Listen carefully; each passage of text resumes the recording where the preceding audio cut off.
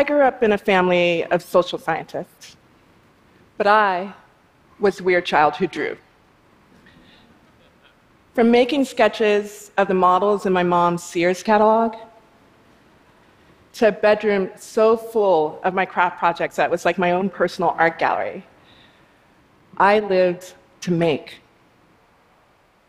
I don't think anyone in my family was surprised when I became an architect. But to be honest with you, the real foundation of the architect I became was not laid in that bedroom art gallery, but by the conversations around my family's dinner table. There were stories of how people lived and connected to one another, from the impact of urban migration on a village in Zambia to the complex healthcare needs of the homeless in the streets of San Francisco. Now, it would be fair if you're looking over your seatmate and wondering, what the hell does that have to do with architecture? Well, all of these stories involved space and how it did or didn't accommodate us. The fact is, we share some of our deepest connections in physical space. And our stories play out, even in this crazy age of texting and tweeting, in physical space. Unfortunately, architecture hasn't done a great job of telling all of our stories equally. Too often we see the building of monuments like the Gherkin or even Trump Tower that tell the story of the haves rather than the have-nots. Throughout my career, I've actively resisted the practice of building monuments to certain people's stories, usually white, male, rich, and bulldozing other people's stories, usually people of color from low-income communities. I've tried to create a practice that is rooted in elevating the stories of those who have most often been silenced. That work, it's been a mission in spatial justice.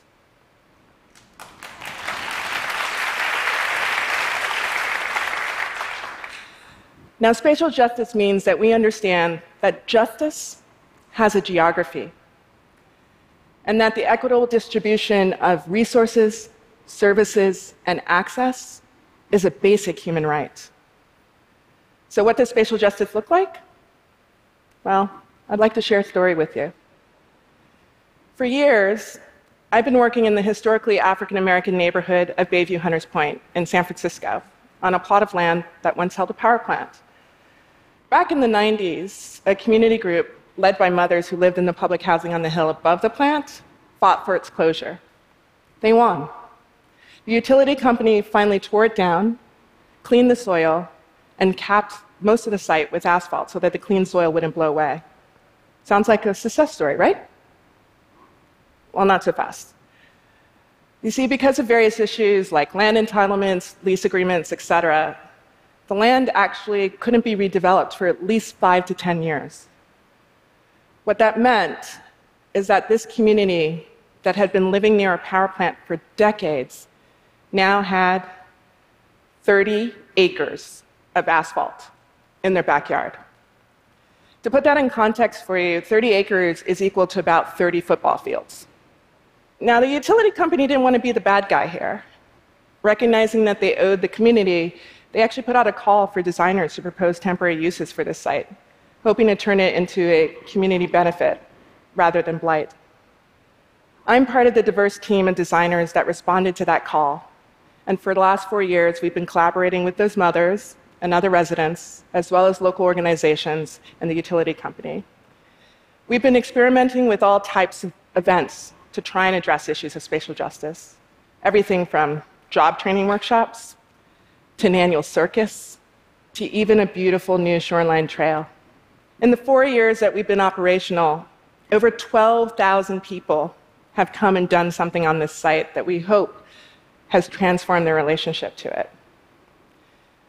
But lately, I've started to realize that events are not enough.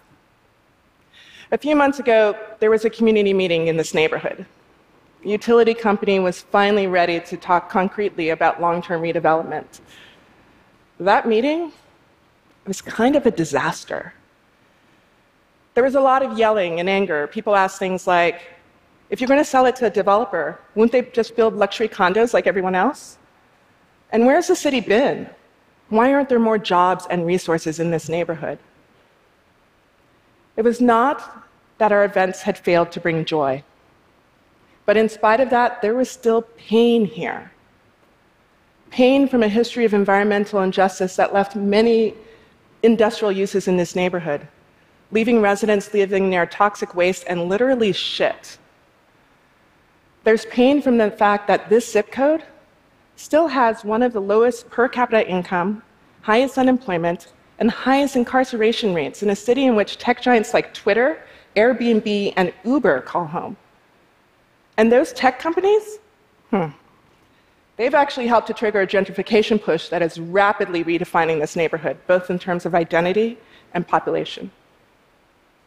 Now, let me pause for a moment to talk about gentrification.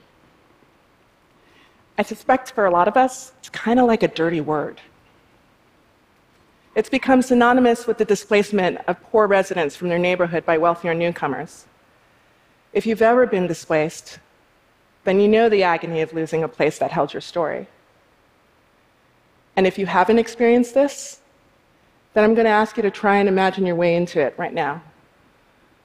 Think about what it would be like to find your favorite local spot, a place where you often went and hung out with the old-timers or your friends, had vanished. And then you get home and you find that there's a letter from your landlord saying that your rent's been doubled. The choice to stay, it's not yours to make. You no longer belong in your home. And know that this feeling you're feeling right now, it would be the same, regardless of whether or not the person who harmed you meant to do so. Developer Majora Carter once said to me, "Poor people don't hate gentrification. They just hate that they really get to hang around long enough to enjoy its benefits." Why is it that we treat cultural erasure and economic displacement as inevitable? We could approach development with an acknowledgement of past injustices, find value not only in those new stories, but the old ones too, and make a commitment to build people's capacity to stay in their homes, to stay in their communities, to stay where they feel whole. But to do this rethink, it requires looking at those past injustices and the pain and grief that is interwoven into them. And as I started to reflect on my own work, I realized that pain and grief had been recurring themes. I heard it early on in the Bayview Hunters Point project when a man named Daryl said, "We've always been set aside like an island, a no man's land." I also heard it in Houston when I was working on a project with day laborers, and as Juan told me stories of being robbed of his wages many times on the corner in which he stood every day to earn a living to support his family, he asked, "Why can't anyone see the sacredness of this site?" You know, you've seen the pain too.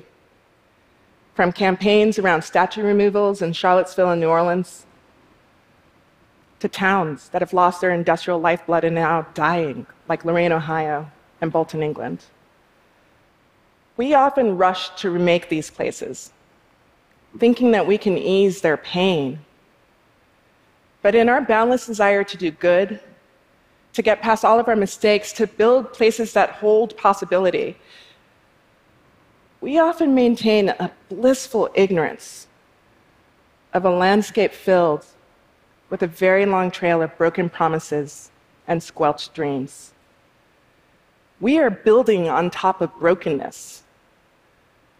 Is it any wonder that the foundations cannot hold?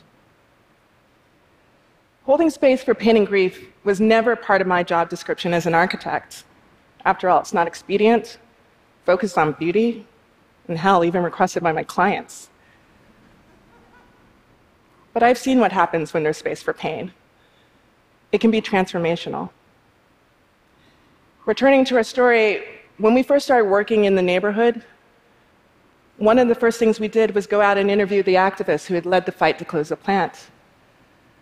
We consistently heard and felt from them a sense of impending loss. The neighborhood was already changing, even back then. People were leaving or dying of old age, and with those departures, stories were being lost. To those activists, No one was going to know the amazing things that had happened in this community, because to everyone on the outside, it was the ghetto. At worst, a place of violence. At best, a blank slate. Neither was true, of course. So my colleagues and I, we reached out to StoryCorps. And with their support and that of the utility company, we built a listening booth on our site. And we invited the residents to come and have their stories recorded for posterity. After a few days of recording, we held a listening party, where we played clips much like what you hear on NPR every Friday morning. That party, it was one of the most amazing community meetings I've ever been a part of. In part because we didn't just talk about joy, but also pain. Two stories that I remember well. AJ talked about what it was like to grow up in the neighborhood. There was always a kid to play with. But he also spoke with sadness of what it was like to first be stopped and questioned by a police officer when he was 11. GL also talked about the kids and the ups and downs that they experienced of living in this neighborhood. But he also spoke with pride of some of the organizations that had sprung up to provide support and empowerment. He wanted to see more of that. By holding space to first express pain and grief, we were then able to brainstorm ideas for a site.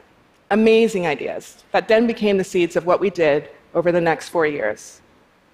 So why the radically different meeting now? Well, the pain and grief interwoven into these spaces was not created in a day. Healing also takes time. After all, who here thinks you could go to therapy just once and be cured? Anyone? I didn't think so. In retrospect, I wish that we had held more listening sessions, not just joyful events.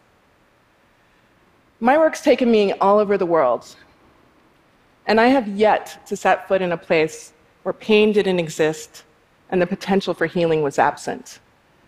So while I've spent my career honing my skills as an architect, I realize that I'm now also a healer. Now, I suppose this is a point in the talk where I should be telling you those 5 steps to healing.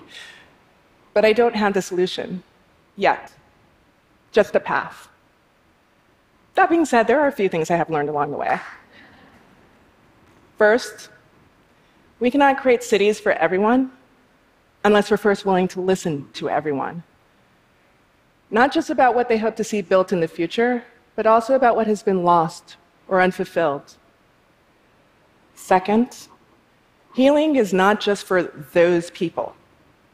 For those of us with privilege, we have to have a reckoning with our own guilt, discomfort, and complicity.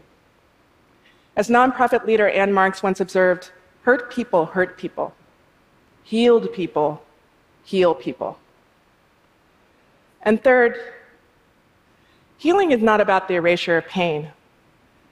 We often have a tendency to want to put a clean slate over our pain, much like that asphalt in the soil in Bayview Hunters Point. But it doesn't work that way. Healing is about acknowledging pain and making peace with it. One of my favorite quotes says that healing renews our faith in the process of becoming.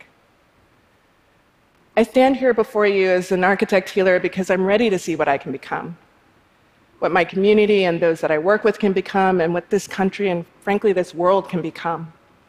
And I was not meant to take that journey alone. I believe that many of you are unhappy with the way that things are now. Believe that it can be different. I believe that you all are far more resilient than you think. But the first step requires courage. The courage to see each other's pain and to be willing to stay in the presence of it, even when it gets uncomfortable. Just imagine the change that we can make together if we all committed to that. Thank you.